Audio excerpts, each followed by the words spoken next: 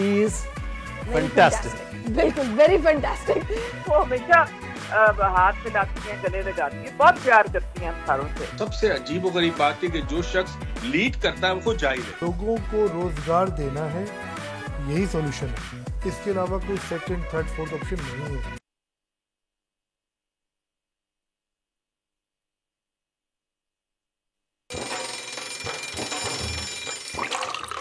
آج کل زندگی ہی صبح آؤٹ آف کنٹرول ہے, دنیا بول ہے, دنیا بول.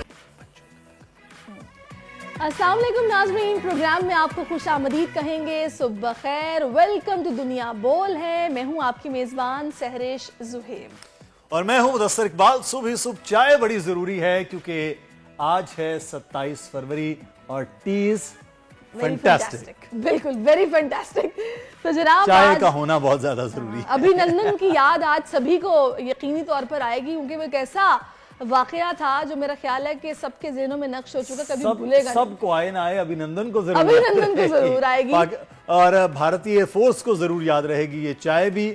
اور اب دیکھیں کہ 20 روپے کی چائے کے لیے آپ 20 کروڑ کا جہاز جو ہے نا وہ گروانے کے لیے آ جاتے ہیں. کسی کو آئیڈیا بھی نہیں. چائے کا مگ اور مگ 21 بالکل ایسا ہی ہے. اور آپ یہ دیکھیں مدثر کہ یہ بھارتی جو ہیں وہ کس طرح دنیا کی آنکھوں میں دھول جھونکنے کی کوشش کرتے ہیں. ان کو تو باقاعدہ میڈل دیا انہوں نے. ایک تو یہ پکڑے گئے اور اس کے باوجود مطلب اپنی غلطی نہیں پنجابی میں کہتے ہیں نا چور نہ لے چتر. چور نہ لے چتر, بالکل ایسا ہی ہے. تو خیر جو بھی ہے ابھی نندن نے لیکن جاتے جاتے ہماری مہمان نوازی کی تعریف ضرور کی, ٹیز فینٹاسٹک بتا کر.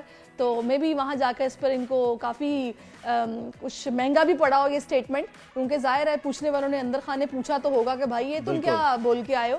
خیر ٹیز فینٹاسٹک. تو میں اور مدثر تو آج مارننگ شو کے آغاز میں ساتھ میں ٹی بھی انجوائے کر رہے ہیں, میں کافی مدثر ٹی. تو اب ہم نے باقاعدہ آغاز کرنا ہے اور آپ کو پتہ ہے ہم اچھی بات سے اپنا شو کو شروع کرتے ہیں.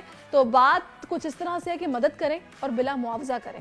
آپ لوگوں کی مدد بغیر پیسوں کے بھی کر سکتے ہیں. اگر بس میں سفر کر رہے ہوں تو کسی بوڑھے شخص یا معذور کو سیٹ دے دیں, یا پھر پیدل چلتے ہوئے راستے میں پڑے پتھر کو ہٹا دیں, یا پھر بائک پر جا رہے ہیں تو مجبور اور سفید پوش لوگوں کو لفٹ دے کر ان کی مدد کر سکتے ہیں. لیکن خیال کیجئے گا جس کسی کو آپ لفٹ دیں اس کو بھی پہلے اچھی طرح سے جانچ لیں کہ وہ بندہ ٹھیک ہے. کیسے پتہ چلے گا؟ ویسے نہیں, یہ مدثر ایک بات تو ہے کہ آج جو ہے وہ ورلڈ NGO ڈے یعنی کہ غیر سرکاری تنظیموں کا عالمی دن منایا جا رہا ہے. اور آج کے دن عزم کریں ہم اپنی ذات سے مجبور لوگوں کی مدد کریں گے. اسی کے ساتھ آج بڑھتے ہیں بڑی خبر کی جانب.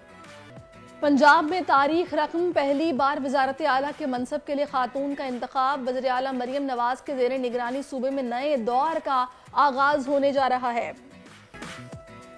لاہور میں ایک خاتون کے لباس پر کھڑا ہوا ویلا کم نہ ہو سکا. تھانے کی حد تک معاملہ سلجھ گیا لیکن سوشل میڈیا پر اب بھڑکا ہے. لوگ خاتون کے ساتھ ہونے والے سلوک پر سوال اٹھا رہے ہیں. ہم بطور معاشرہ آخر کس طرف جا رہے ہیں؟ It's fantastic. پاک فضائیہ کے شاہینوں کی کامیابی اور بھارت کے لیے رسوائی کا دن 27 فروری کو دشمن کے دانت کھٹے کرنے کی یادیں آج تازہ کریں گے. اور لوگوں کی مدد کرنے والوں کی حوصلہ افزائی اور انہیں خراج تحسین پیش کرنے کا دن. دنیا آج فلاحی تنظیموں کا عالمی دن منا رہی ہے. اچھا, یہ مدد کا جو معاملہ ہے نا, یہ جو آج ہم دن بھی منا رہے ہیں, یہ نہ صرف فلاحی تنظیمیں بلکہ جیسے آپ نے ابھی آغاز میں کہا کہ کسی بھی صورت میں ہم مدد کر سکتے ہیں لوگوں کی, چاہے وہ پیسوں سے نہ ہو. اپنے میں تو کہتا ہوں کہ اسمائل, آپ بہت سے ممالک ایسے ہیں جہاں لوگوں کو مارننگ میں آپ دیکھتے ہیں آتے جاتے وہ اسمائل دے رہے ہوتے ہیں ایک دوسرے کو, خوشگوار صبح سے آغاز کر رہے ہوتے ہیں. تو یہ ایک بڑا اچھا جیسچر ہے, صدقہ جاریہ ہے کسی کو اس طرح سے مسکرا کر بھی دیکھنا. تو یہ عمل بھی بڑا ضروری ہے. لیکن جو سب سے زیادہ ذمہ داری ہوتی ہے وہ ہوتی ہے حکمران طبقے کی, کہ وہ لوگوں کی مدد کرے ہر طرح سے. اور اس کا آغاز ہم نے گزشتہ روز دیکھا کہ پنجاب میں نئی وزارت اعلیٰ اور اس میں ہونے والے اعلانات میں. بالکل, اور بھائی یہی ٹرینڈ بھی کر رہا ہے اس وقت. ہم دیکھ رہے ہیں کہ خوش آمدید میڈم چیف منسٹر صاحبہ. اچھا, ہم چیف جسٹس اتنا پڑھتے ہیں, ظاہر ہے کیسز اتنے چل رہے ہیں. تو مریم نواز صاحبہ کے لیے یہ ہے خوش آمدید کا میسج جو کہ ٹرینڈ کر رہا ہے اس وقت, اور ملکی تاریخ کی پہلی خاتون وزیر اعلیٰ بن گئی ہیں. اپنے پہلے ہی خطاب میں اپوزیشن کو خیر سگالی کا پیغام دے دیا ہے کہا ہے کہ صرف مسلم لیگ نون کی نہیں پورے پنجاب کی وزیر اعلیٰ ہوں, سب کے ساتھ مل کر کام کرنا چاہتی ہوں, میرا وزیر اعلیٰ بننا ہر پاکستانی خاتون کے لیے ایک اعزاز ہے اور بڑی یہ اچھی بات ہے. میں بتاؤں آپ کو مدثر جو انہوں نے یہ بھی کہا کہ ہم لیپ ٹاپ دیں گے, آئی پیڈ دیں گے, خواتین کے لیے سیپریٹ واش رومز ہونے چاہیے, ہر آفس کے اندر ڈے کیئر ہونا چاہیے. ویسے تو خیالات مریم نواز کے بہت اچھے ہیں. اس پہ کام بھی میں آپ کو بتاؤں کہ یہ جو ڈے کیئر والا ہے گورنمنٹ کے آفیسز میں, گورنمنٹ کے اداروں میں باقاعدہ شہباز شریف کے دور میں یہ آغاز ہو گیا تھا. لاہور میں بہت سے اداروں میں ذاتی طور پہ اس بات کا جو ہے وہ عینی شاہد ہوں.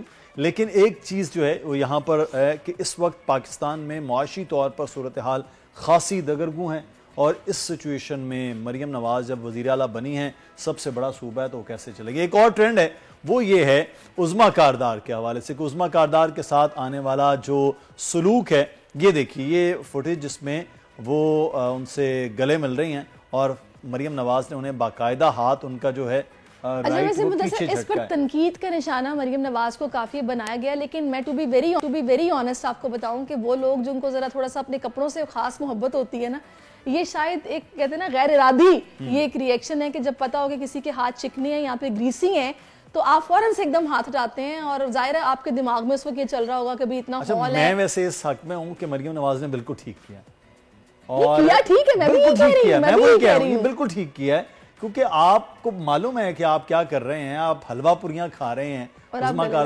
وہ آپ اس طرح سے کسی کا بھی لگائیں گے. لیکن پتہ نہیں کیوں لوگوں کو یہ برا لگ گیا کہ مریم ہاتھ ہٹا سکتی تھی لیکن ذرا آرام سے بھی. مریم نے ایک دم ایسے پیچھے کیا جس سے لوگوں نے کہا کہ یہ تو بھائی شہزادی مریم ہے, انہوں نے اس طرح کیا. دیکھیں ہاتھ یہاں تک آیا, اگر یہاں ہو جاتا تو کپڑے خراب ہو جاتے, تو ان کو ایک دم اچانک ہی کرنا تھا, تو لہٰذا انہوں نے فوراً کیا. اچھا پھر ایک چیز اور جس پہ زیادہ لوگوں نے تنقید کی ہے کہ بھی رکی بھی نہیں نا, پھر وہ فوراً ہی جب آگے بڑھ گئی تو لوگوں کو یہ تاثر ملا کہ شاید یہ نا انہوں نے ویسے جھٹکا ہے ہاتھ کسی تکبر میں, یہ بات ہو رہی ہے. اچھا چلیں تکبر کا تو اب خدا ہی جانتا ہے کیا ہے, لیکن بہرحال یہ جو عمل تھا وہ عمل بھی ویسے تھا, اور رد عمل فوراً انہوں نے ان کو دیکھا کہ وہ حلوہ پوری کھا رہی ہیں صبح صبح, یہ وہ اچھا خیر ان کا وضاحتی بعد میں بیان بھی آیا کہ جی میں حلوہ پوری کھا رہی تھی, میرے بالکل خیال میں نہیں رہا کہ میرے ہاتھ چکنے گریسی ہیں, تو لہٰذا بس میں انہیں گلے لگانے لگی تھی تو مریم نے میرا ہاتھ پکڑ لیا. تو ایسی کوئی بات نہیں ہے کہ انہوں نے کوئی مطلب حقارت سے یا پھر اس طرح سے مجھے پیچھے کیا. اصل میں کیمرے میں جب آ جاتی ہے نا کوئی چیز تو اور ہے, ورنہ تو میرے خیال ہے ہم دوستوں میں بھی بہت سے ایسے رویے ہو جاتے ہیں کہ یار پیچھے ہونا ہے یار, تو وہ شاید کچھ سے کچھ پیغام چلا جاتا ہے. موقع کی نزاکت ایسی تھی نا کہ چیف منسٹر بننے جا رہی تھی وہ, اور انہوں نے اچھا اگلے ٹرینڈ کی ٹرینڈ بڑا زبردست ہے, اور اس میں تو میں رات کو جب میچ دیکھ رہا تھا ایسے جا رہی, بابر اعظم کے فین ہو گئے ہوں گے. بالکل میں تو بابر اعظم کا بہت پہلے ہی بڑا فین ہوں, اور اس بات پہ بھی بڑی تنقید ہوتی ہے. پشاور زل میں بمقابلہ ملتان سلطان, یہ ٹرینڈ جناب وہ چل رہا. تو اس ٹرینڈ میں جو بابر اعظم نہیں, پشاور زل میں بمقابلہ جو ہے وہ اسلام آباد یونائٹڈ تھا. یہاں میرے خیال ہے کچھ اسلام آباد یونائٹڈ کے درمیان تھا, اور اسلام آباد یونائٹڈ شاداب خان کی ٹیم بالکل آخر میں جا کر جیتا ہوا میچ پھر وہ ہار گئی. تو بابر اعظم کی کل شاندار قسم کی سنچری تھی, ناٹ آؤٹ تھے وہ 11 پہ, تو کمال لگ رہا. سائم ایوب کی اور بابر کی جو پارٹنرشپ تھی میرا خیال ہے کہ اس پر بالکل سلیکٹرز کو آگے چل کر سوچنا چاہیے کہ یہ رکھنی, رضوان کو 1 ڈاؤن لے جائیں, لیکن آپ بابر اور سائم کی پارٹنرشپ پر سوچ سکتے ہیں. بڑا جم کر شاہین شاہ افریدی نے ٹیم پوری چینج کر کے بابر کو نیچے لے گئے تھے, سائم کو اوپر لے آئے تھے. تو اب دیکھتے ہیں کہ کس طرح سے 12 چیزیں چلتی ہیں. بالکل. اب آ جاتے ہیں جناب اس خبر کی طرف جس نے کل سے ایک واویلا جس پر مچا ہوا ہے, لوگ اس پر بات کر رہے ہیں. لاہور میں خاتون پولیس افسر نے جان پر کھیل کر مشتعل ہجوم سے خطاطی والا جو لباس پہنی خاتون تھی اس کی جان بچائی ہے. یہ عربک کیلیگرافی تھی جو کہ اس کے کپڑوں پر ہوئی تھی, اور وہاں پر موجود جو جمگٹھا تھا اس نے پتہ نہیں اس کو کیا سمجھ لیا. تو اے ایس پی شہر بانو کہتی ہیں کہ سمجھانے پر لوگوں نے اچھی طریقے سے تعاون کیا. مریم نواز کہتی ہیں کہ شہر بانو آپ کا شکریہ, آپ پر ہم سب کو فخر ہے. بڑا اچھا لگا جب وہ ہمارے ساتھ تھیں, ٹیلی فونک گفتگو آج بھی ہوں گی, تھوڑا سا انتظار کیجئے کیونکہ کل آپ نہیں تھی اس لیے کل میں نہیں تھی, آج پھر ہمارے ساتھ ہوں گی. اور شہر بانو صاحبہ سے ہم نے بہت ساری باتیں آج بھی کرنی, ان کا جتنا ان کو اپریشیٹ کیا جا رہا ہے تو ان کے جذبات جاننا ہمارے لیے بہت ضروری ہے. ظاہر ہے ایک ہیرو پاکستانی کی طرح وہ سامنے آئی ہیں, لوگ اس وقت سوشل میڈیا پر ان کی بھرپور تعریف کر رہے ہیں. مریم نواز نے ان کا شکریہ ادا کیا, قابل تعریف ہیں وہ بالکل. ایک چیز جو ہے میں ذاتی طور پر سمجھوں کہ آج سے تقریباً کوئی 12 سے 15 سال پہلے سی ایس پی آفیسرز میں ख़वातीन की तादाद कम बहुत थी, कम और थी। जो कम थी वो ज़्यादा से ज़्यादा फॉरेन ऑफिस की तरफ जा रही हैं, वो DMG की तरफ जा रही हैं, पुलिस की तरफ आहिस्ता आहिस्ता रुझान शुरू हुआ बनना। आप अभी भी आप देखें पंजाब में चंद एक दो DPOs वगैरह जो हैं वो यानी कि SSP लेवल में वो नज़र आ रही होती हैं, या तो अब जो है वो रुझान बढ़ना शुरू हुआ पिछले 10 से 12 साल में। तो अब इतना रुझान बढ़ गया कि आप पुलिस के जैसे ही बैच निकलते हैं आप देखेंगे कि इतनी ज़्यादा DMG के साथ, फॉरेन ऑफिस के साथ, बिल्कुल मुदस्सिर ऐसा ही है। अच्छा अब हम इंतज़ार थोड़ा सा करते हैं, जैसे हमें DSP साहिबा ज्वाइन करेंगे उनसे भी बात करेंगे, लेकिन अभी जो कल अभी हमने दूसरा ट्रेंड बताया था उज़्मा कारदार साहिबा के हवाले से कि जिस पर काफ़ी लोगों ने तनकीद भी की है, तो इस वक्त हमें उज़्मा कारदार साहिबा ज्वाइन कर चुकी हैं, तो उनसे हम जानते हैं कि अभी ये जिस तरह लोग तनकीद कर रहे हैं या जो अपने तासुरात का इजहार सोशल मीडिया पर कर रहे हैं वो उसको किस तरह से ले रही हैं, कैसे जवाब दे रही हैं। अस्सलाम वालेकुम उज़्मा साहिबा। जी वालेकुम अस्सलाम। उज़्मा साहिबा, हलवा पूरी का नाश्ता तो बहुत मजे का होगा यकीनी तौर पर, लेकिन उसके बाद मेरा ख्याल है आपको काफी मुश्किल उठानी पड़ रही है कि सभी तनकीद भी कर रहे हैं, बात भी कर रहे हैं और आपसे जानना चाह रहे हैं कि भाई असल वजह बताओ हुआ क्या था। मैं तो कहती हूँ कि जी हमारी कोई कौम से सीखे बात का बतंगड़ बनाना किस तरह है। इतने फालतू वेले लोग बैठे हुए ना, इनको काम ही कोई नहीं है इसके अलावा। मकसद है कि आप कोई मुल्क और कौम के लिए कोई काम कर ले, आपको इससे फुर्सत मिले झूठ की फैक्ट्री से तो कोई आप काम करेंगे ना। वो हुआ ही उठा कि आई वॉज हैविंग ब्रेकफास्ट, तो आई वॉज एक्सपेक्टिंग, मैं सोची थी कि मरियम साहिबा सीधे हाउस में चली जाएंगी, वो पीछे से आई हैं, मुझे उन्होंने सलाम किया तो मैंने सर पे जिस बात में उठा के ना, वो हमेशा हाथ मिलाती हैं, गले लगाती हैं, बहुत प्यार करती हैं हम सारों से।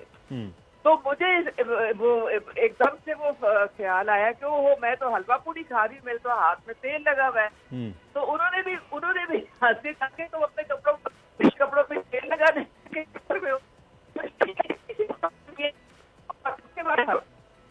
मामला जो उसको पकड़ा है अल्लाह इनको हिदायत दे। और अच्छा उज़्मा कारदार साहिबा, बात तो मरियम साहिबा ने, मेरी जाती ये राय है कि उन्होंने बिल्कुल ठीक किया फौरी तौर पर आपका, क्योंकि हम दोस्तों में भी जब ऐसे किसी के हाथ गंदे हों या कोई ऐसा मामला हो तो हम फौरन, इवन जूता लग जाए कपड़ों पे तो वो फौरन पीछे करते हैं, यार पीछे होकर बैठना। अब अपने दोस्तों में भी वो कर रहे होते, उनका रद्दे अमल तो था। मैं कहती हूँ कि मैं तो खुद बचती फिरती हूँ कि जी कोई कपड़ों पे मेरे कोई स्टेन ना लग जाए। हाँ। उन्होंने तो इतना इम्पोर्टेंट दिन था, उन्होंने ओथ लेना था, उनकी इलेक्शन थी, तो मुझे ज्यादा थोड़ा सा, आपको पता है हम लोग इतनी उनसे मोहब्बत करते हैं कि कई दफा ना फिर वो हम लोग थोड़ा सा। लेकिन उज़्मा साहब एक चीज मेरा सवाल ये कि जब उनसे ये हुआ है फौरी रद्द अमल था, आपका अमल भी फौरी था, उनका रद्द अमल भी फौरी था, लेकिन उसके बाद अब ये एक बड़ा ट्रेंडिंग हो रहा है कि उज़्मा कारदार साहिबा को बाकायदा उन्होंने झटक दिया है तकब्बुराना अंदाज में, और आपका हाथ झटकना और आपको पीछे कर, फिर वो एक ट्रेंडिंग बहुत ज्यादा आपके खिलाफ चल रही है कि जी यहाँ पर इज्जत थी आपकी साबिका आपकी जमात में और मौजूदा जमात में आपको ये इज्जत मिली है कि आपको तो जो है वो झटका जाता है बाकायदा। बस जी बात सारी ये है कि इनको हजम ही नहीं हुआ कि मुझे मरियम साहिबा इतनी इज्जत देती हैं, उन्होंने अपनी पार्टी का टिकट ही मुझे दिया है, इनको आग लगी हुई है, इनको तकलीफ ही इस चीज की है, क्योंकि ये मतलब इनको ये समझ नहीं आती है कि आपका काम जो है ना उससे आपकी इज्जत होती है, और आप इस तरह की जो ये लोग गुमराही में पड़े हुए हैं, सोशल मीडिया पे लोगों की इज्जतें उछालते हैं, इससे कुछ नहीं मिलता। उज़्मा कारदार जूती की नोक पे इनको रखती है। उज़्मा कारदार ने 2020 से जूती की नोक पे लोगों को रखा हुआ है, यही तो गाली गलौज का नहीं। तो उज़्मा साहबा वैसे मेरा ये जाती तौर पर ख्याल है, अब मे भी आप इससे मुत्तफिक हो, ज्यादा बेहतर ना हो जाता कि जो वीडियो आपने वैसे बाद में एक वजाहत के लिए बनाई और बताया कि भी आप नाश्ता कर रही थी और आप इस तरह से अचानक चलेगी, वो आपकी बात बिल्कुल ठीक है, लेकिन आप मरियम साहिबा के साथ बैठ के बना लेती ना बाद में, तो भी करारा जवाब मिल जाना था नाकिदीन को। अब तो वजीर आला के लिए मसरूफियत नहीं, आपको बात की समझ नहीं आ रही ना।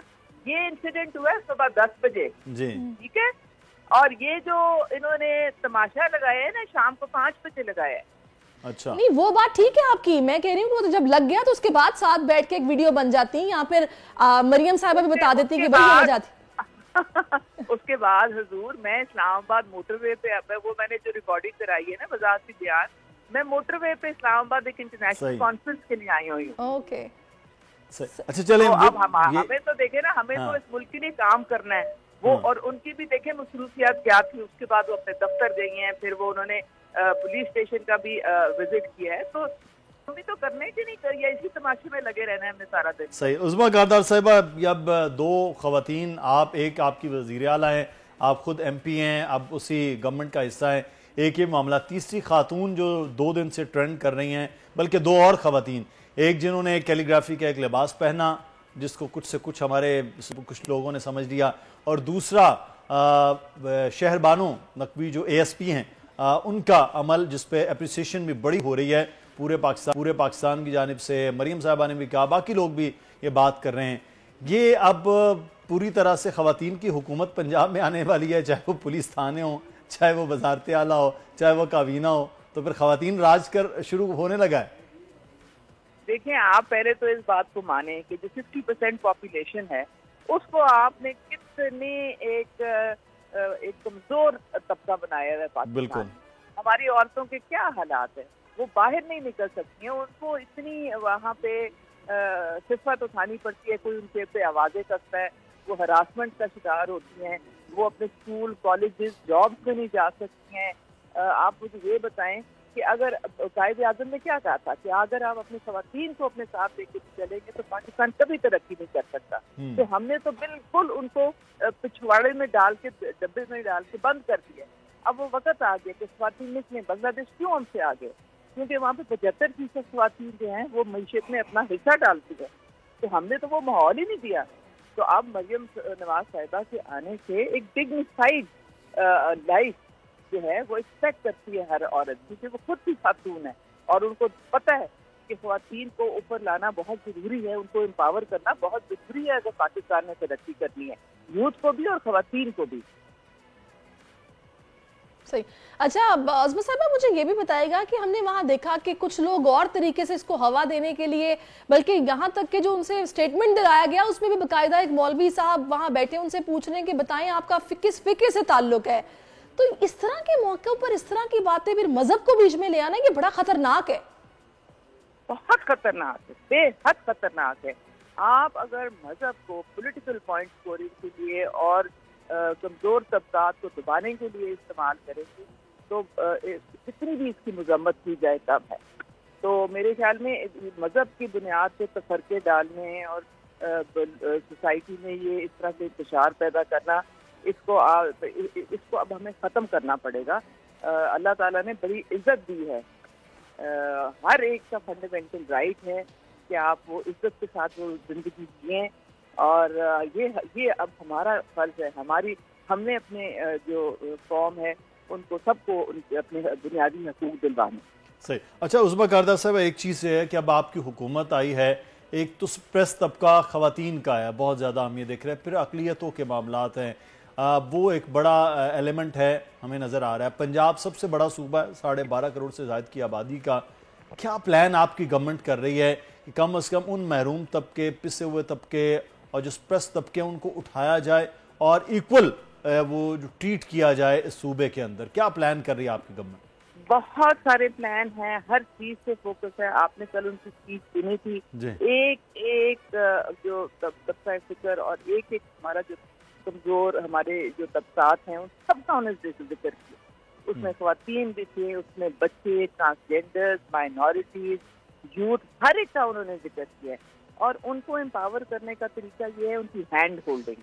ہینڈ ہولڈنگ سے مراد یہ ہے اگر آپ کی خواتین ہیں ان کو آپ ایک سیف انوائرمنٹ دیں, ان کو آپ جو معاشی طور پہ ان کو مضبوط کریں, ان کی تعلیم پہ آپ فوکس کریں, اور اسی طرح سے یوتھ کے جو جاب لیس کر رہے ہیں ان کے لیے جابس کریٹ ہو رہی چاہیے ویلتھ کریشن کے تھرو.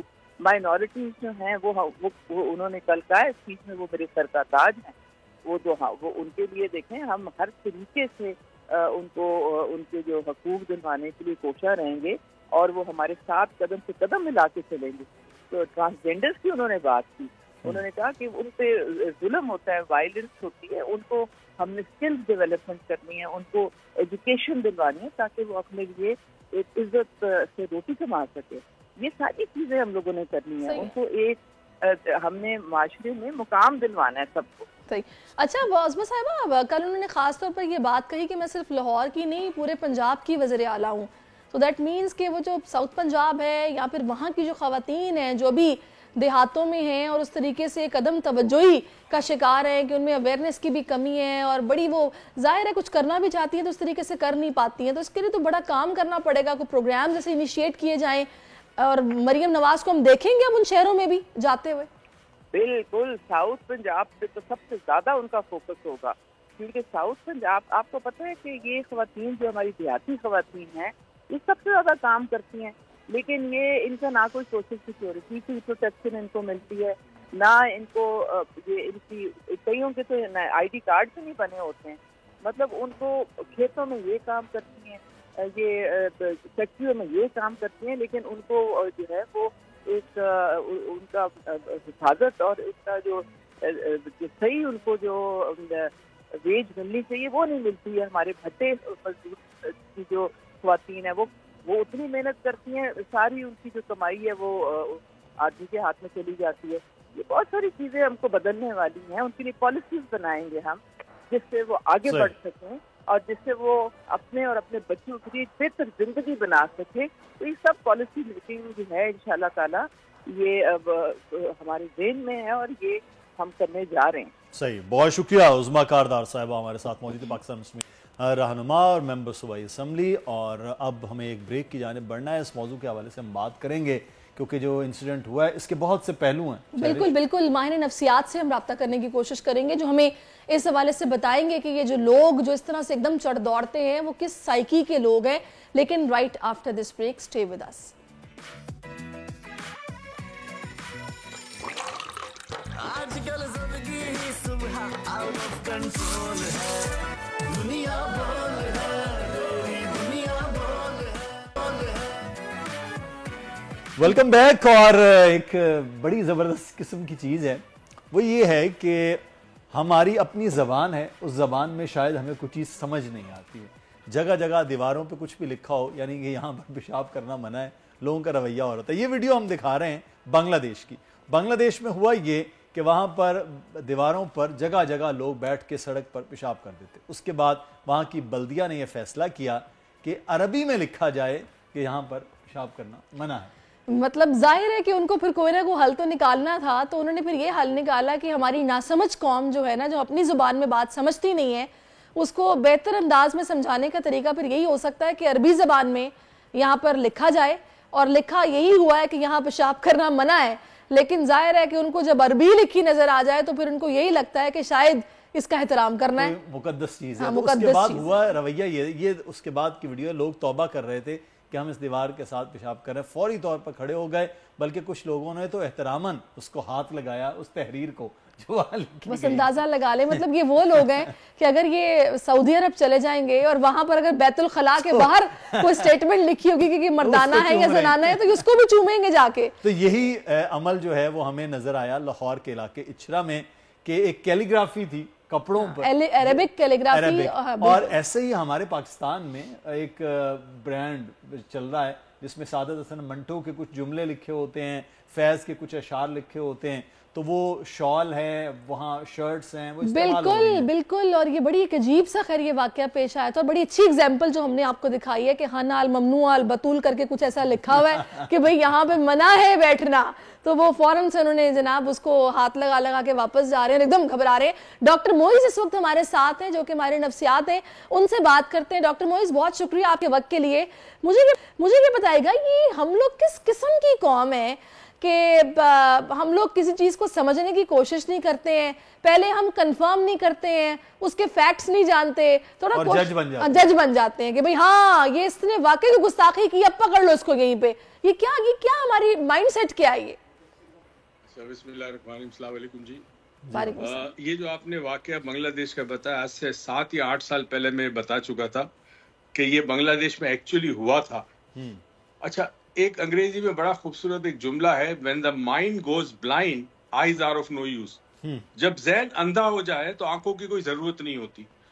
تو اس میں چند چیزیں سمجھنی ضروری ہے. نمبر 1, موب سائیکالوجی سمجھنی بڑی ضروری ہے, اور دوسرا ہم جو اندھا فالو کرتے ہیں بغیر کسی سوجھ بوجھ کے, علم کے, نالج کے, جس کی وجہ سے یہ معاشرہ اتنا برا ہے, اتنا بدحال ہے اس معاشرے میں کردار ختم ہو گیا, اخلاق ختم ہو گیا, تہذیب ختم ہو گئی. اس کی سب سے بڑی وجہ ہے کہ ہمارے پاس سمجھ نہیں ہے, ہمارے پاس شعور نہیں ہے اور ہمارے پاس علم نہیں ہے. سب سے پہلے تو میں اے ایس پی شاہ بانو کو سلام. میں نے ویڈیو دیکھی, اس میں مجھے سمجھ میں آیا کہ اس خاتون نے کس طرح اس سچویشن کو ہینڈل کیا, اس کی باڈی لینگویج کیا تھی اور اس نے جملے کیسے استعمال کیے جس سے موب جو ہے وہ کنٹرول ہو گیا. اچھا, موب سائیکالوجی میں ایک چیز یاد رکھیں کہ ایک شخص اگر سڑک پر پتھر پھینکے گا تو اس کے پیچھے دوسرا بغیر سوچے سمجھے کہ اس نے کیوں پھینکا وہ خود بھی پتھر پھینکے گا, پھر تیسرا پھینکے گا, پھر سارے لوگ پھینکنا شروع کریں گے. کسی کو پتا نہیں کہ میں نے کیوں کر رہا ہوں, مگر چونکہ ایک شخص نے کیا ہے اس کو فالو کریں گے. موب سائیکالوجی میں سب سے بڑا خطرہ یہ ہوتا ہے کہ آپ ان کو سمجھا نہیں سکتے, آپ ان کو روک نہیں سکتے. اب اتنا سوچیں کہ اگر تو شرٹ کے اوپر کوئی ایسی چیز لکھی ہے جو آپ کے خیال میں عربی ہے اور آپ کے خیال میں قرآن ہے, تو آپ کو اس کی تحقیق کرنی تھی. آپ پولیس خود بلاتے, یعنی جو موب تھا وہاں پہ اور جو لوگ اس کو انسٹیگیٹ کر رہے تھے وہ خود پولیس کو بلاتے, چیک کرتے, انویسٹیگیشن ہوتی. اگر تو بے حرمتی ہوئی ہے تو سزا کے لائق ہے وہ شخص جس نے یہ کام کیا ہے, مگر اگر نہیں ہوئی تو پھر وہ شخص کی جان کو خطرہ تھا جو اس وقت اے ایس پی نے بچا ڈاکٹر موئز ایک چیز جو کہ میں چاہوں گی اس پر آپ روشنی ڈالیے کہ یہ وہ عناصر جو اس میں باقاعدہ اکساتے ہیں اور باقی لوگوں کو بھی اس قسم کے نعرے لگا کر یہ سر تن سے جدا والے اور اکٹھا کرتے ہیں اور اس طرف مطلب قائل کرتے ہیں کہ بھی ہاں ہم نے پکڑ لیا ہے, اور بغیر کسی تحقیق کے, بغیر کسی جانچ پڑتال کے خود ہی جج بن جاتے ہیں اس موقع پر.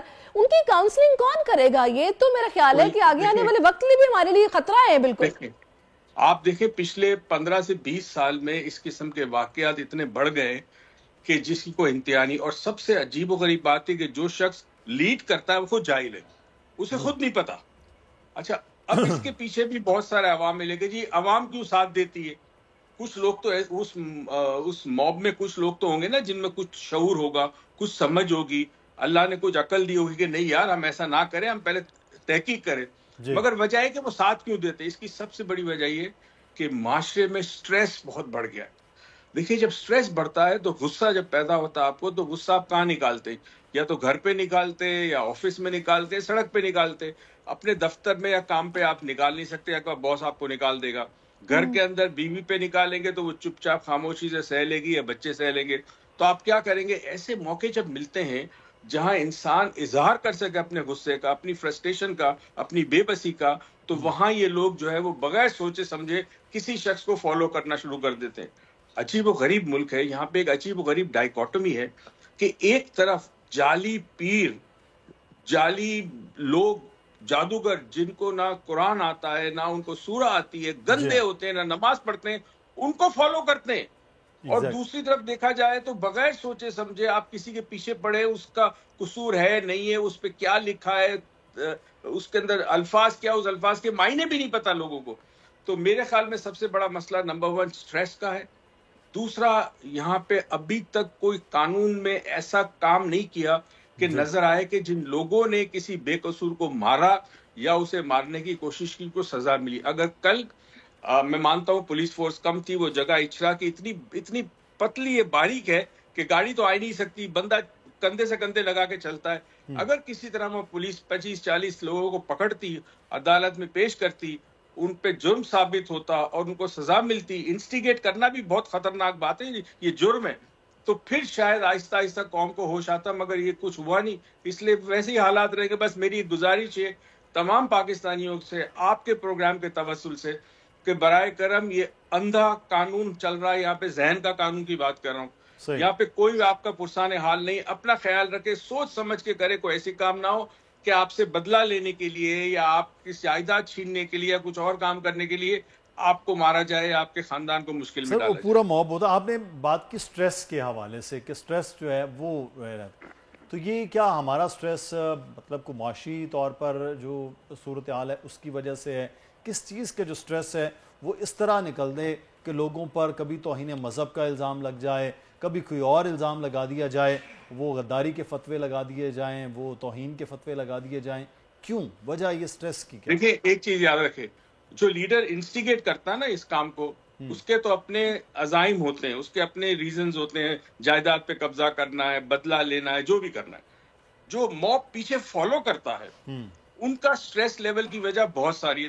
دیکھیں کہ ابھی بجلی کی قیمت بڑھ گئی, گیس کی قیمت بڑھ گئی, پیٹرول بڑھ گیا, تو روزگار اویلیبل نہیں ہے, کھانے پینے کی. مجھے حیرت ہے ابھی رمضان میں کتنے دن ہیں, کل کیلے کا دام بڑھا دیا. یعنی اب یہ کیلا رمضان میں 350 سے 400 روپے ڈزن ہوگا. عام آدمی, یہاں میں بتا رہا ہوں, میرے گلی کے اندر ایک کیلے والا آتا ہے, ہر 2 دن کے بعد میں اس سے 1 ڈزن لیتا ہوں. 140 روپے 2 دن پہلے دیا, کل اس نے 180 دیا.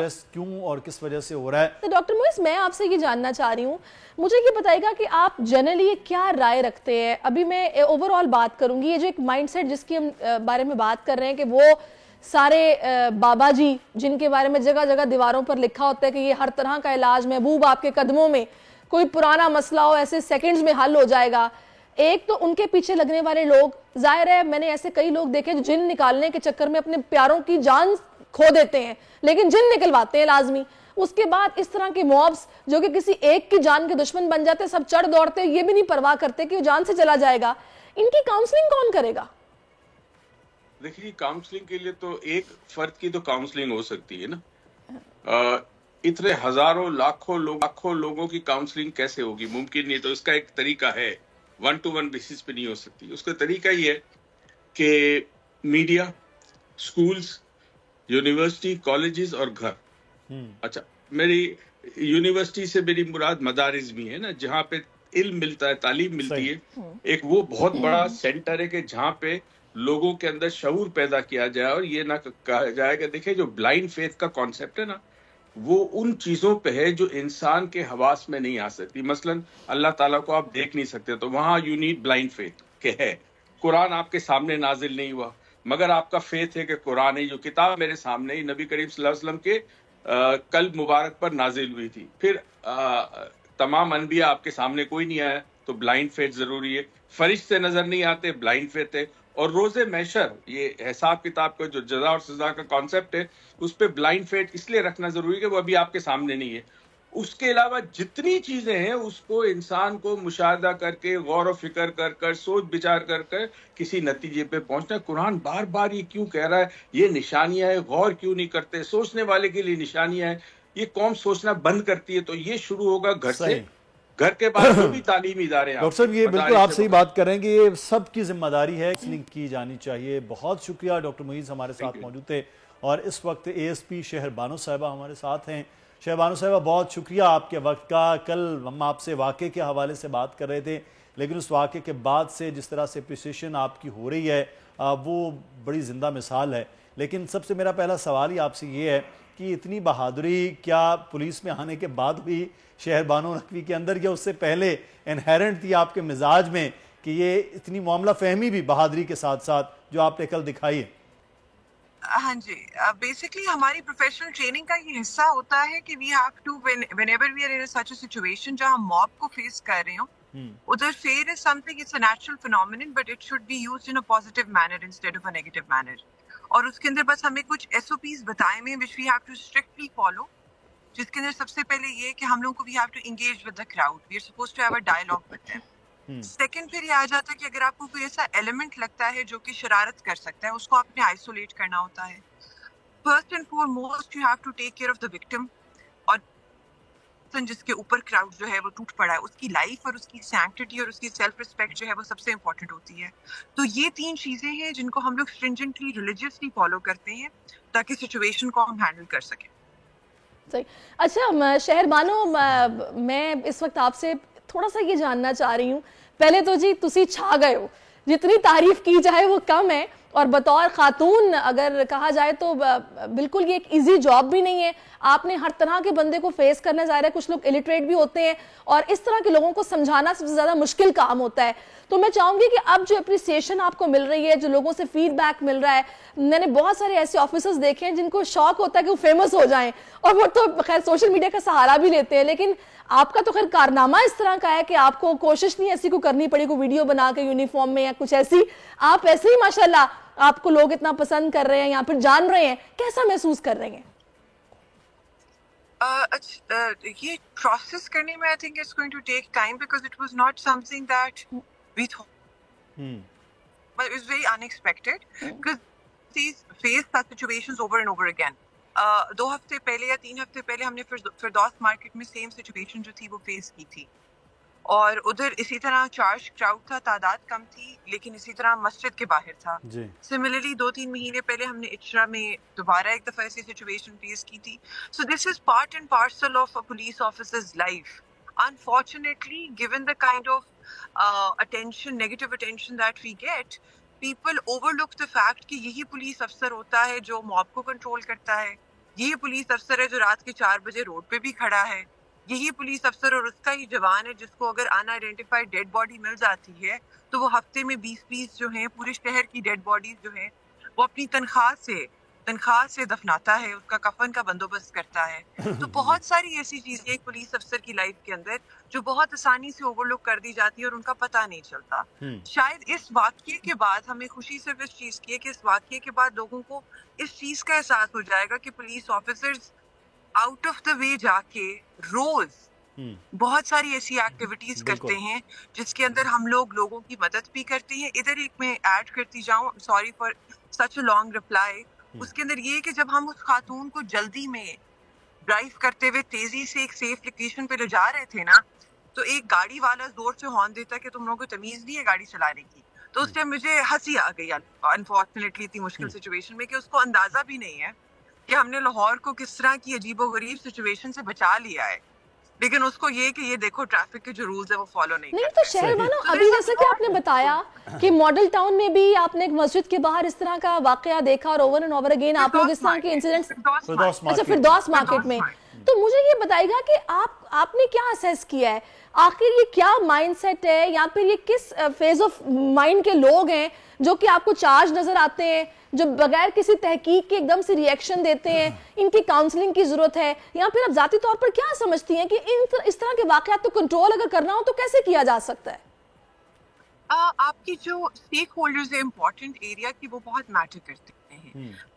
हर एक मतलब मजहब हम सबके दिल के बहुत ज्यादा करीब है, and we are a religious society and we should take account of it. हम है रिलीजियस सोसाइटी, उस सोसाइटी के अंदर रहते हुए अगर कोई ऐसा इशू जो है वो स्प्राउट हो जाता है तो आपकी जो लोकल पीस कमेटी के मेंबरान हैं, आपके जो इम्पोर्टेंट रिलीजियस स्टेक होल्डर्स हैं, और आपको कोई ऐसा political figure who holds a स्वे इन द सोसाइटी और रिस्पेक्ट इन द सोसाइटी और उस तरह का इन्फ्लुएंस सोसाइटी के अंदर सब सोसाइटी में रखता है, उन सबको फॉरेन इंगेज कर लेना चाहिए। जब आप उन्हें फॉरेन इंगेज कर लेते हैं तो मिसकम्युनिकेशन पैदा नहीं होती। This is not an issue of religion, this is an issue of religion being transformed in a manner कि वो मिसकम्युनिकेट करके एक हेरेसे बन जाए, र्यूमर बन जाए, क्योंकि हम लोग जब मॉब से डील कर रहे होते हैं उसमें से 80% को पता ही नहीं होता कि असल वाकया क्या है, और 10 या 20 को जिसको पता होता है उसको भी आधा पता होता है। तो half truth is more dangerous than truth इनसेल्फ।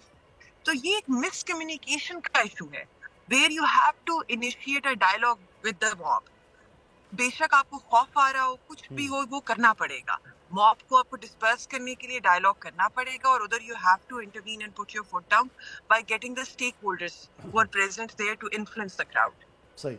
अच्छा, एक मुश्किल टास्क होता है एएसपी साहिबा के एक बड़े शहर में, वहाँ का एक अलग माहौल होता है, किसी और तहसील में जाकर एएसपी के फ़राइज़ सर अंजाम देना डिस्ट्रिक्ट में एक अलग मामला है। लेकिन मेरा सवाल आपसे शहर बानो साहिबा कि आपने सीएसपी ऑफिसर बनने के जो सोचा, पुलिस क्यों ज्वाइन किया? रिलेटिवली हमने कस्टम्स में सुकून से एफबीआर में करते हुए देखा है, फिर ज़्यादा से ज़्यादा डीएमजी ग्रुप में बहुत से ख़वातीन जो है, लेकिन पुलिस में पिछले 5-7 साल से ज़्यादा आपका क्यों रुझान था कि मैंने पुलिस में जाना? Basically police service of Pakistan was my first choice, और वो इस वजह से थी क्योंकि पिछले 6 साल मैंने अपना अंडरग्रेड भी पब्लिक पॉलिसी एंड गवर्नेंस में किया है। अच्छा। और मैंने अपना एमफिल भी पब्लिक पॉलिसी एंड गवर्नेंस में किया है। नहीं, मतलब ये सोच आपको कब पैदा हुई कि आपने इसी फील्ड में आगे चलना है? A-level से थी। I knew it A-level since A-levels that I wanted. लेकिन शहर मानो आई एम रियली सरप्राइज्ड क्योंकि हमारे यहाँ, very sorry to interrupt you, कि हमारे यहाँ पुलिस का परसेप्शन बड़ा अजीब सा भी है, और हम तो ये देखते हैं कि नॉर्मली लोग पुलिस वालों को कुछ समझते नहीं है, बाजू का पुलिस वाला रोक रहा और रुकते नहीं है, बात नहीं सुनते हैं, या फिर हमें अच्छे काम और नेकी है बिकॉज़ वी जी आप اچھا میرا سوال آپ سے یہ تھا شہر بانو کہ ایک تو عوام میں جو پرسیپشن ہے نا پولیس کو لے کر وہ بڑا نیگیٹو سا ہے, لوگوں کو لگتا ہے کہ اس طرح فیسیلیٹیٹ نہیں کریں گے, ان کی بات چھوڑو کیا سننی ہے, ایون کہ کوئی ٹریفک پولیس آفیسر بھی روک رہا ہو تو ہم اس کی وردی کا لحاظ کرتے ہوئے سم ٹائم رکتے بھی نہیں ہیں. تو آپ نے پھر بھی سوچا کہ مجھے اسی فورس کو جوائن کرنا ہے؟ ہاں جی, because we are able to influence the life of a common man directly. جب کوئی تکلیف میں ہوتا ہے, جب کسی کو کوئی نقصان پہنچاتا ہے, جب کوئی ہرٹ ہوتا ہے, مرڈر ہوتا ہے, کوئی ہینس کرائم ہوتا ہے, تو police is the first person that they go to. Our organization is the organization that they seek help from. یہ ایک ایسی نوکری ہے جس کے اندر اگر آپ جنت کمانا چاہیں تو بہت آسانی سے کما سکتے. زبردست. کوئی ویسے شہر بانو صاحبہ اب لاہور میں تو ڈی سی بھی خاتون اور جو چیف ٹریفک پولیس آفیسر وہ بھی خاتون, بہت سے جو ڈویژنز ہیں ان میں اے ایس پیز اور ایس پیز کے لیول میں بھی ہم نے خواتین میں دیکھا ہے کہ بہت زیادہ یہ ہے رجحان اب خواتین ہیں انتظامی معاملات کے حوالے سے یا پولیس کے معاملات.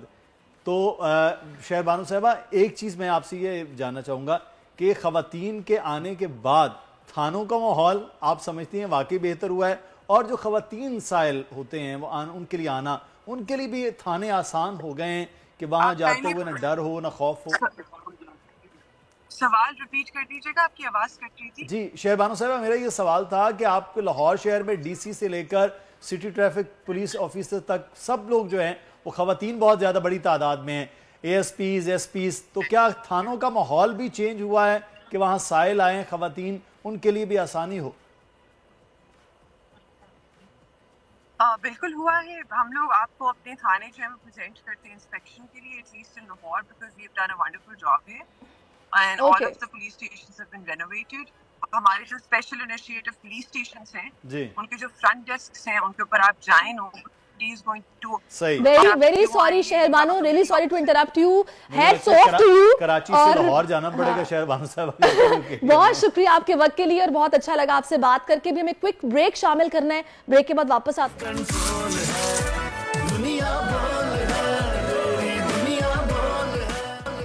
جی ویلکم بیک. آج کا دن ناظرین پاکستان کے لیے ناقابل تسخیر دفاع کا یادگار دن ہے, کیونکہ 5 سال پہلے آج ہی کے دن پاکستان ایئر فورس کے نوجوانوں نے بھارتی غرور کو خاک میں ملایا تھا. اور آج کا دن بھارت کے لیے رسوائی کا دن بھی ہے, کیونکہ آج ہی کے دن پاک فضائیہ نے بھارتی فضائیہ کے 2 طیارے گرا کر تاریخ رقم کی. سرپرائز ڈے پر پاکستانی چائے کی پیالی آج بھی ابھینندن کو یاد ہوگی. اسی ساری صورتحال پر بات کرنے کے لیے اس وقت ہمیں جوائن کر چکے ہیں اس وقت ڈاکٹر ضیاء الحق شمسی صاحب ہیں, ایئر کوموڈور ہیں ریٹائرڈ, جو کہ ڈیفنس اینالسٹ ہیں. ان سے بات کریں گے اور جانیں گے کہ ٹیز فینٹاسٹک بھارت کو میرا خیال ہے کہ شاید اس طریقے سے سبق نہیں ملا جو ابھی بھی اوچھی حرکتیں کر رہے ہیں. السلام علیکم ڈاکٹر صاحب. ڈاکٹر صاحب یہ جو ابھی ہم نے کوڈ کاپٹر گرایا ہے اور یہ 27 فروری ان لوگوں کو یاد رہنا چاہیے تھا, لیکن میرا خیال ہے کہ وہ یاد تو ہوگا کیونکہ ابھی نندن نے بھولنے تو نہیں دیا ہوگا. لیکن یہ حرکتیں جو بھارت گاہے بگاہے کرتا رہتا ہے, آخر ان کا کیا مقصد کیا ہو سکتا ہے؟ ابھی یہ 25-26 فروری کا ہی واقعہ ہے جو باقیات آج ملی ہے کوڈ کاپٹر کی. کچھ لوگوں کو عادت ہوتی ہے اپنے آپ کو اور دوسروں کو آزمانے کی, اور بھارت بھی ہمارا کچھ اسی قسم کا پڑوسی ہے جو گاہے بگاہے ہمیں آزماتا رہتا ہے. اور یہ زیادہ دور کی بات نہیں ہے, فروری 2019 ابھی سے 5 سال کا ہی وقت گزرا ہے کہ ہم نے بھارت کو منہ توڑ جواب دیا تھا, لیکن غالباً اس کی تسلی نہیں ہوئی, اور اسی لیے وہ گاہے بگاہے یہ حرکت کرتا رہتا ہے, ہمیں آزماتا ہے کہ ہم تیار ہیں یا نہیں. کچھ عرصے پہلے ہی میں نے اپنے ایک ویلاگ میں انہیں بتایا تھا کہ پاک فضائیہ اب آپ سے 2019 کے مقابلے میں بہت آگے نکل گئی ہے, اور پاک فضائیہ کی موجودہ قیادت نے پاک فضائیہ کو الحمدللہ آپ سے کم از کم 10 سال آگے کر دیا ہے. صحیح. جو نئی ایکوزیشنز ہم نے کی ہیں اس سے بھارت اب بہت پیچھے رہ گیا. آپ کو یاد ہوگا 2019 کے واقعات. کیا نئی ایکوزیشن ہے جس کا آپ ذکر کر رہے ہیں ہمارے ناظرین کے لیے آج کے یادگار دن پر ضرور بتائیے آسان لفظوں میں کہ کہاں ہم ان سے 10 سال اور کس معاملے میں آگے چلے گئے؟ मैं जरूर उसका जिक्र करूंगा और बस फौरन ही करूंगा, लेकिन पहले उन तमाम लोगों को खिराज तहसीन पेश करना जरूरी है जिन्होंने 2019 की तैयारी की, बिल्कुल 2019 में परफॉर्म किया और उसके बाद से उस लेगेसी को लेके आज तक यहाँ पहुंचे हैं। 2019 27 फरवरी एक यादगार दिन था पाक फिजाइया का, जिसमें पाकिस्तान ने, न सिर्फ पाक फिजाइया ने, तमाम आर्म फोर्सेस पाकिस्तान की और हुकूमत पाकिस्तान ने एक पेज पे आके ये फैसला किया कि हमें भारत की जारहियत का जवाब देना है। ये बात कुछ 2500 साल पहले सुनजू ने, जो चाइनीज फिलोसफर थे बहुत बड़े, उन्होंने कह दिया था कि अगर फौज और हुक्मरान एक पेज पे नहीं है तो आप जंग करने के बारे में सोचिएगा भी नहीं। बिल्कुल। तो 2000 फरवरी 2019 में पाकिस्तान ने यह साबित किया कि उस वक्त का सिविलियन हुक्मरान और अफवाज के तमाम हुक्मरान एक पेज पर थे और इसीलिए भारत को मुंह तोड़ जवाब दिया कि अभिनंदन जाते जाते ये कह के गया कि टी इज फैंटास्टिक। और उस दिन पाक फिजाइया ने 2 जहाज तो खुद गिराए और तीसरा उन्होंने अपना हेलीकॉप्टर जो है वो फॉग ऑफ वॉर में गिरा लिया, जिसमें उनके 6 बंदे सवार थे जी। तो इस तरह एक्चुअली उस दिन 3 जहाज गिरे थे।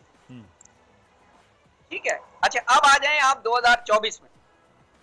इस 5 साल के सफर में पाक फिजाइया ने बहुत लेसन सीखे और उसके बरक्स भारतीय फिजाइया ने उन लेसन्स को इग्नोर किया, सिर्फ ये सोच के कि हमारे पास राफेल आ गए, S-400 आ गए, हाइपरसोनिक ब्राह्मोस आ गए, इसलिए हमने पाक फिजाइया को के खिलाफ अपनी तैयारी मुकम्मल कर ली है। और आपको याद होगा मोदी जी ने अपनी इलेक्शन कैंपेन में भी ये कहा था कि अगर हमारे पास राफेल फरवरी 2019 में होते तो हम पाक फिजाइया को उसका सबक सिखा देते। राफेल आ भी गए, उन्होंने उनको ऑपरेशनलाइज भी कर लिया, लेकिन उन्हें नहीं पता था कि पाक फिजाइया की आने वाली क़यादत ने इस चीज को भांप लिया था कि राफेल आने के बाद, S-400 आने के बाद और हाइपरसोनिक की डेवलपमेंट के बाद भारत हमसे आगे निकल जाएगा और उसकी तैयारी वो अपने तौर पे कर रहे थे। और जिसका इजहार अभी कुछ अर्सा पहले 2 जनवरी को अपनी तकरीर में पाक फिजाइया के सरबराह ने आर्मी चीफ की मौजूदगी में ये ऐलान किया कि पाकिस्तान इंशाअल्लाह JC-31 लेने जा रहा है। ये स्टेल्थ जेट फाइटर है जो हम चाइना से एक्वायर कर रहे हैं, इंशाअल्लाह 1 साल से 1.5 साल के अरसे। बिल्कुल, इसमें कोई शक नहीं है कि हम लोग डॉक्टर साहब हम वक्त तैयार हैं। थोड़ा सा मैं चाहूंगी जरा कि भारत जो बार बार ये इस तरह की हरकतें करता है, फिर उसको जगसाई का जाहिर है सामना भी होता है, थोड़ा सा मुझे बताएंगे कि भारतीय अफवाज के हवाले से मशहूर है कि बड़े ये लोग बुज़दिल हैं, कमजोर हैं। आपने कई ऐसी वीडियोस देखी होंगी जिनमें भारतीय फौजियों ने कहा कि जी हम खुदकुशी करना चाहते हैं, हम लोग खुश नहीं हैं, हम लोग परेशान हैं, अरबों की आबादी है लेकिन इतनी कमजोर फौज है और जो कुछ ये करते हैं पाकिस्तान के खिलाफ उसमें भी इनके दांत खट्टे हो जाते हैं, ये पकड़े जाते हैं। तो अलमिया जो इनके अंदर आप महसूस करते हैं, उस पर भी थोड़ी रोशनी डालिए। अच्छा देखिए, पहली बात तो ये है कि मैं अपने दुश्मन को कभी कमजोर नहीं समझता। अच्छा। और कमजोर समझना चाहिए, क्योंकि अगर हम अपने दुश्मन को कमजोर समझेंगे तो शायद फिर हम उसकी तैयारी नहीं कर सकेंगे। तो मैं उनको कमजोर या बुज़दिल नहीं समझता, लेकिन मैं उन्हें नाअहल जरूर समझता हूं। इसमें फर्क है। और कमजोर और बुज़दिल अगर आप कहना चाहे तो आप कह भी सकती हैं, क्योंकि मुसलमान के लिए मौत बरहक है और एक मुसलमान मौत को मुकद्दर समझ के और शहादत को अपने लिए एक दर्जा समझ के सीने से लगाता है। अब ये बात हिंदू रिलीजन में नहीं है, तो इसलिए अगर वो मौत से डरते हैं या मुज़दिली दिखाते हैं तो इसमें उनका कसूर नहीं है, उनकी टीचिंग का कसूर है, उनकी फिलॉसफी का कसूर है। लेकिन मैं उसको इतनी ज्यादा अहमियत नहीं देता। मैं ये समझता हूं कि वो नाअहल हैं और उनमें इतनी सलाहियत ही नहीं है کہ وہ ایک مضبوط مسلمان ملک کا مقابلہ کر سکیں. اور اسی لیے اور خاص طور پہ پاک فضائیہ جس کی تاریخ ہے 1948 سے لے کے 1965 78 اور اس کے بعد 2019 پاک فضائیہ کی ایک تاریخ ہے کہ انہوں نے ہمیشہ بھارتی فضائیہ کو کے دانت کھٹے کیے ہیں اور وہ باقاعدہ فیلڈ میں کیے ہیں, ہوا میں کیے ہیں, زمین پہ کیے ہیں اور ہر ڈومین میں کیے ہیں ماشاءاللہ. صحیح. اور آئندہ بھی ایسا ہی ارادہ رکھتے ہیں.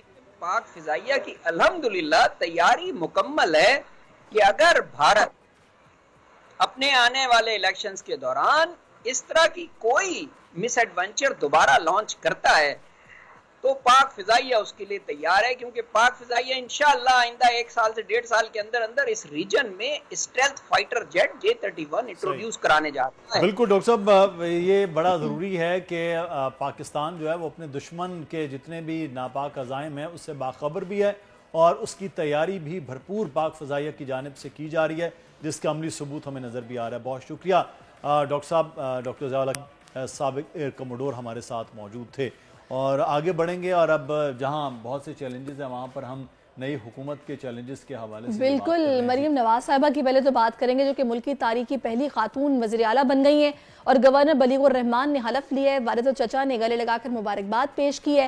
تو ایوان کے 220 ارکان کا مریم نواز کا انہوں نے استقبال کیا, ان پر اعتماد کا اظہار کیا ہے. اسی پر بات کرنے کے لیے نون لیگ کی سینئر رہنما ہیں طاہرہ اورنگزیب صاحبہ, جو اس وقت میں جوائن کر چکی ہیں. طاہرہ صاحبہ بہت شکریہ آپ کے وقت کے لیے. سب سے پہلے تو بڑی یہ اعزاز کی بات ہے مریم نواز کے لیے کہ وہ پہلی خاتون وزیر اعلیٰ پنجاب کی منتخب ہوئی ہیں. ظاہر آپ ان کے قریب ہوتی ہیں, پارٹی میں آپ ایک پوزیشن پہ ہیں, کیسا ویژن آپ ان کا دیکھ رہی ہیں, کیا سوچ ہے اس وقت مریم نواز کی بطور وزیر اعلیٰ پنجاب؟ بسم اللہ الرحمن الرحیم. سب سے پہلے تو مجھے بہت خوشی ہوئی جب انہوں نے کہا کہ سندھی اتحاد کونسل بائیکاٹ کر گیا, تو انہوں نے کہا مجھے خوشی ہوتی کہ وہ بائیکاٹ کر کے نہیں جاتے, یہاں شور شرابہ کرتے اور یہاں پہ بیٹھ کے اپنا حق ووٹ کا استعمال کرتے رانا آفتاب کے جس کے لیے بھی, لیکن وہ ہاؤس سے نہ جاتے. یہ ایک بڑا اچھا ان کا مجھے آئیڈیا لگا. اور دوسرا یہ ہے کہ مریم نواز صاحبہ کے پاس اپنے والد اور اپنی چچا کا ایک وسیع تجربہ ہے, جو منسٹر پنجاب بنے, پھر اس کے بعد شہباز شریف صاحب بنے. تو مریم نے اپنی بڑی ابتدائی عمر میں یہ تمام واقعات حالات دیکھے اور یہ اس کا ایک تجربہ زندگی کا بنتا چلا گیا. وہ انشاءاللہ تعالیٰ نے اپنی پہلی تقریر میں کہا کہ میں 300 سے کم یونٹ والوں کو آسان اسٹارٹ کا سیون پیدل دیں گے, اپنی چھت کے لیے غریبوں کے لیے شروع میں 1 لاکھ گھر بنائیں گے, انٹرسٹ فری لون دیں گے, اسمال بزنس لون دیں گے, ہر ضلع میں ایک ہارٹ, ایک کینسر اور کڈنی لیور کے ہاسپٹل کا اعلان بھی انہوں نے پہلی تقریر میں کیا. اور اس کے علاوہ انہوں نے کسانوں تک رعایتی جدید مشینری اور ساری طبقے کو سہولیات کا بھی ذکر کیا. پھر گھر بیٹھے جن لوگوں کو جاب نہیں ملتی, کاروبار کے لیے وسائل, نوجوان نسل کو سودی قرضہ, سود فری قرضہ دے گی. پھر انہوں نے پرائز کنٹرول کمیٹیوں کے بارے میں بھی بات کی اور یہ بھی کہا کہ 5 ہم آئی ٹی سٹیز بنائیں گے. اسٹوڈنٹ کو جیسے شہباز شریف صاحب لیپ ٹاپ دیتے تھے, اسکالرشپ دیتے تھے, اسی طرح دیں گے. ہر ضلع میں ایک دانش اسکول بنایا جائے گا جہاں نہیں ہے. اور طاہرہ اورنگزیب صاحبہ, بڑے زبردست قسم کے اعلانات کل نو منتخب وزیر اعلیٰ کی جانب سے تھے, بڑی ایک میچور قسم کی تقریر تھی ان کی. لیکن سوال میرا یہاں پر یہ ہے کہ وزارت عظمیٰ کے لیے بھی اب پاکستان مسلم نون مضبوط امیدوار میاں شہباز شریف صاحب وزیر اعظم بن جائیں گے جب بھی یہ اجلاس اب اگلے آنے والے دنوں میں بلایا جائے گا 29 تک. تو لیکن 16 مہینے میں بھی حکومت وفاق میں آپ کی تھی, یہ چیلنجز تھے, کسان کے لیے کھاد کے چیلنجز تھے, غریب آدمی کے لیے بجلی کے بل اور گیس کے بلز کے چیلنجز تھے, مہنگائی کا ایک بہت بڑا چیلنج آپ کی حکومت کے لیے کھڑا تھا اور اب بھی ہے.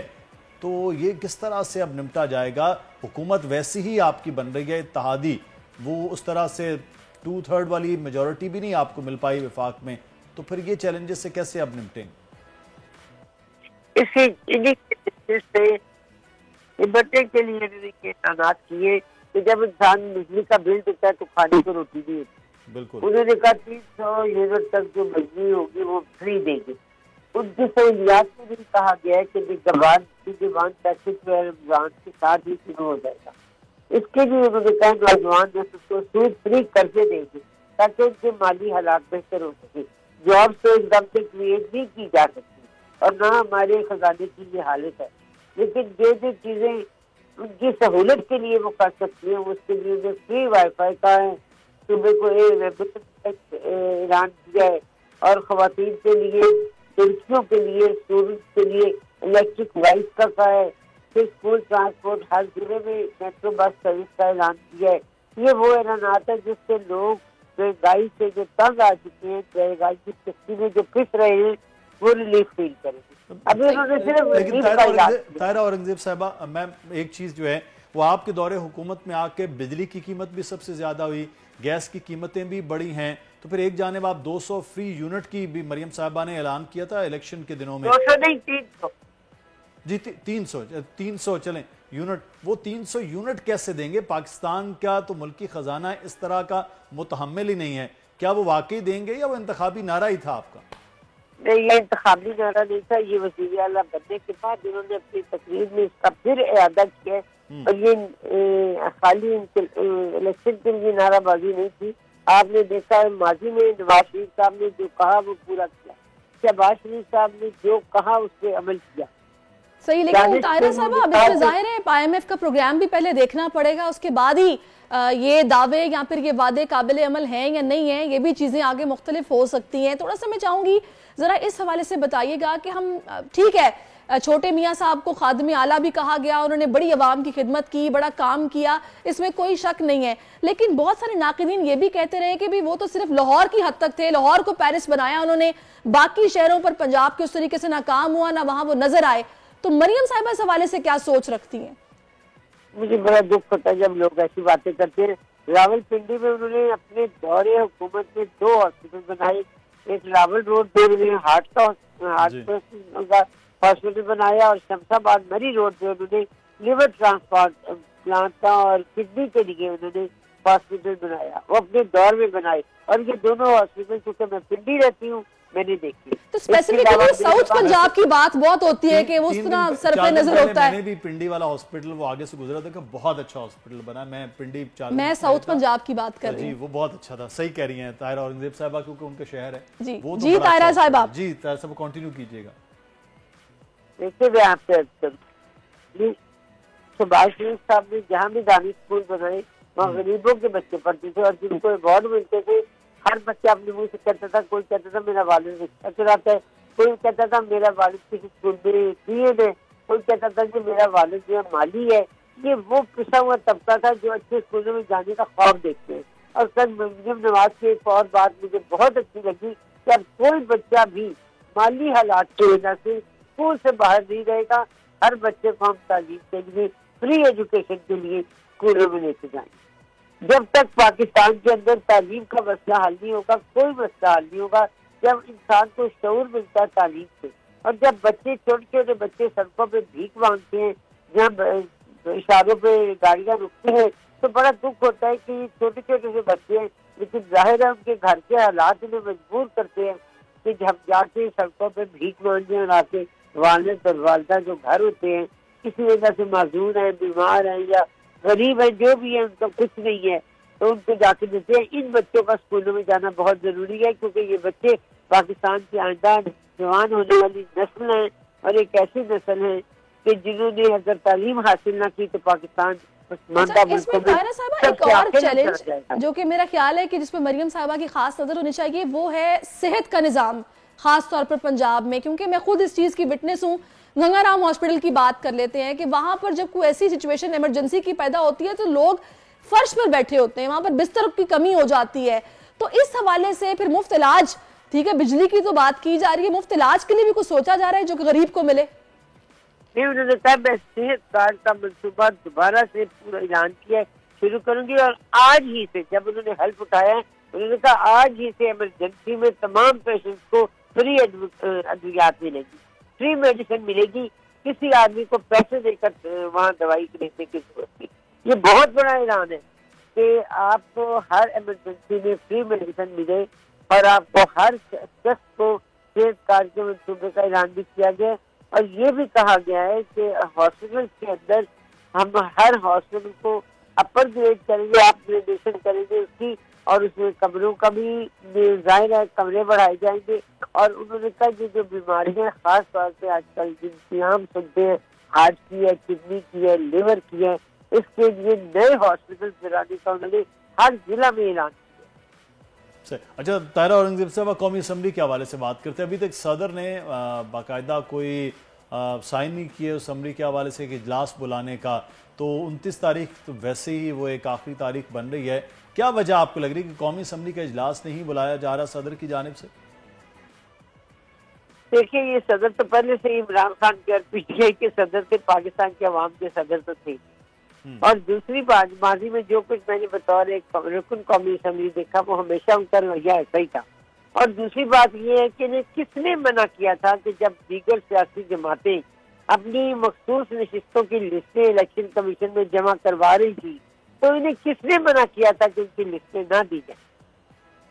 کیوں نہیں انہوں نے نام دیے اس تاریخ کے اندر الیکشن کمیشن کو، جو تاریخ الیکشن کمیشن نے اناؤنس کی تھی؟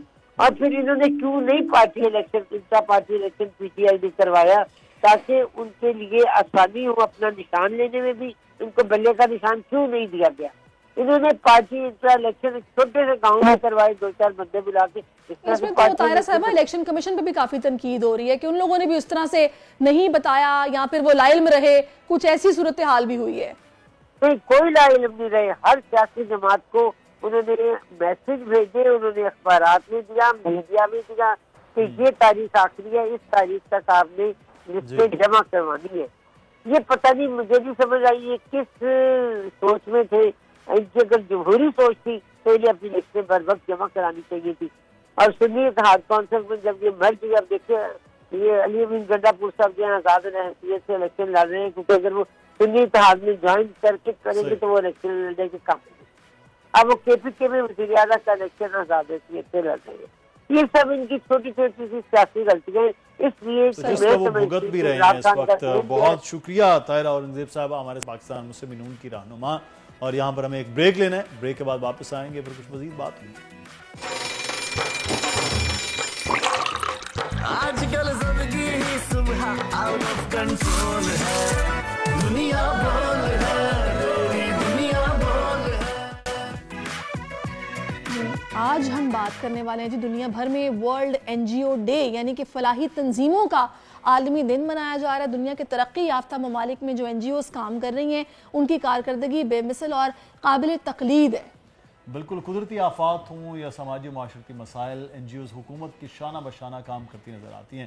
انفرادی طور پر جو فریضہ انجام دیتی ہیں وہ بھی ایک قابل مثال ہے. پاکستان میں بھی سینکڑوں کی تعداد میں این جی اوز کام کر رہی ہیں جن کے دفاتر ہر بڑے شہر اور تحصیل سطح پر موجود ہیں. ایک رپورٹ کے مطابق پاکستان میں تقریباً 64,000 سے زائد این جی اوز رجسٹرڈ ہیں، جبکہ اس وقت 48,000 این جی اوز غیر فعال اور تقریباً 16,000 این جی اوز فعال ہیں. عیدی، Chhipa, Saylani, J D C, ہمارے معاشرے میں این جی اوز ہر وقت حکومت کی مدد کرنے میں پیش نظر آتی ہیں. بالکل، اور اس وقت سیلانی کے سی ای او ہمارے ساتھ موجود ہیں محمد غزال صاحب، جن کو ہم خوش آمدید کہیں گے اپنے پروگرام میں. بہت شکریہ غزال صاحب آپ کے وقت کے لیے. اچھا، کہنے کو تو ہم لوگ اکثر سنتے ہیں کسی کو کوئی مسئلہ ہو ہم کہتے ہیں جی کسی این جی او سے فوری طور پر رابطہ کیا جائے.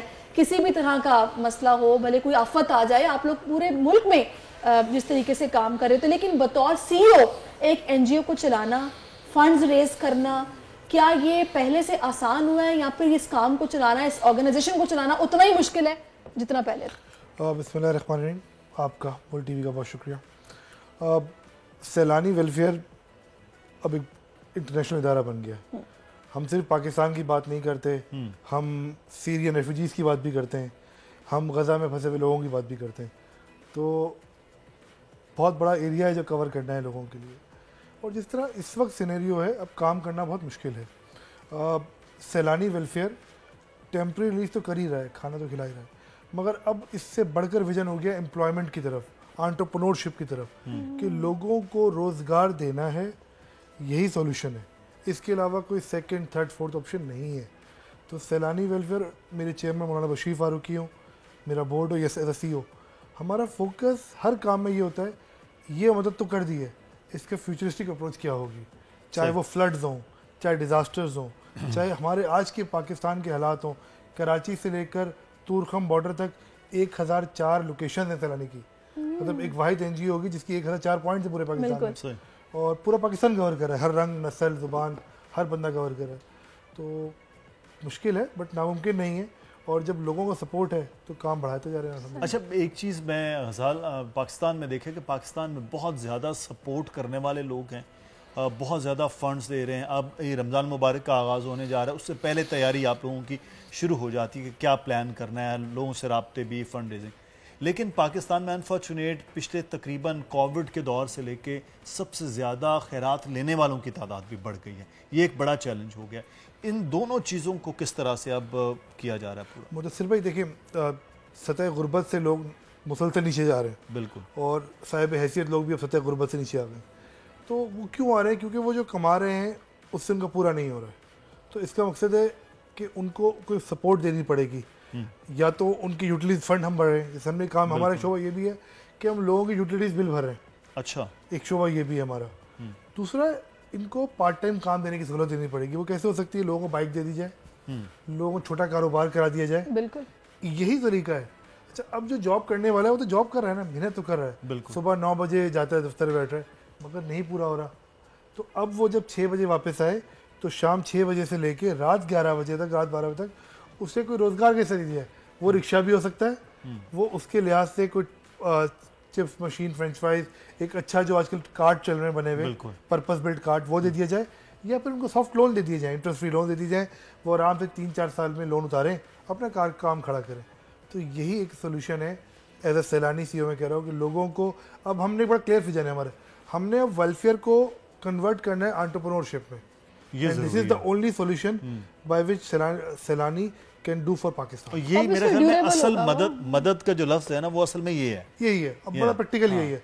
दस्तरखान चला रहे हैं क्योंकि वो ज़रूरत है, रोज़ाना 2.5 लाख लोग खाना खाते हैं। अच्छा, हम मेरे भी और आपकी व्हाट्सएप पे आता है कि यार फ़कीर खाना खा रहा है, रुचि खाना खा रहा है। मैंने IBA, इकरा, जो हमारे पास यूनिवर्सिटी के स्टूडेंट्स आते हैं इंटर्नशिप्स करने, इनके थ्रू मैंने R&D करी है।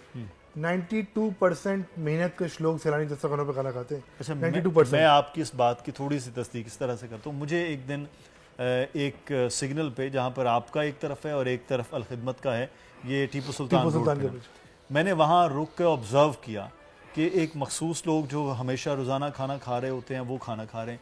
फिर यहाँ पर ख़वातीन बाकायदा बर्तन के साथ खड़ी हुई नज़र आई हैं कि उनके घरों में खाना नहीं बन सकता, क्योंकि खाना एक वक्त का बनाने के लिए भी कम से कम 500-600 रुपये अब लग जाता है, वो वहाँ पर खाना। और फिर मैंने उस वक्त ही पूछा, उन्होंने कहा जी तादाद अब ये बढ़ गई है, अगर हमारे पास 80 से 100 लोग होते थे, अब वो तकरीबन 200 से 250 लोग हैं। और उनमें वो है जो इर्द गिर्द के बस्तियों में लोग मौजूद जो कभी नहीं आते थे, ना वो कभी खाना खाते थे, वो अब पिछले 1-1.5 साल से आ रहे हैं। ये एक बड़ा फैक्टर हो गया है, बहुत बड़ा फैक्टर। इस वक्त सैलानी की दस्तरखान, बहुत से दस्तरखान रात 12 बजे तक ऑपरेट कर रहे हैं, क्योंकि आप पहले 9 बजे बंद हो जाते थे जो स्टाइल था, अब तो 12 बजे, क्योंकि देखें बाइक केयर वाले चला रहे, फूड पांडा वाले चला रहे, ये तो रात तो काम कर रहे हैं ना। अब 9-10 बजे तो इनका पीक टाइम होता है काम का, तो ये 11-12 बजे ये एक सपोर्ट है। अच्छा गज़ाल साहब, एक चीज़ जो हम इस वक्त देख रहे हैं कि एक तो हम बात कर रहे हैं कि तादाद बढ़ रही है, लेकिन दूसरा है कि लोग जो अपने खैरात कर रहे थे, कोई 1 लाख रुपया या कोई 1 करोड़ रुपया भी आपको सालाना फंड्स में दे रहा था,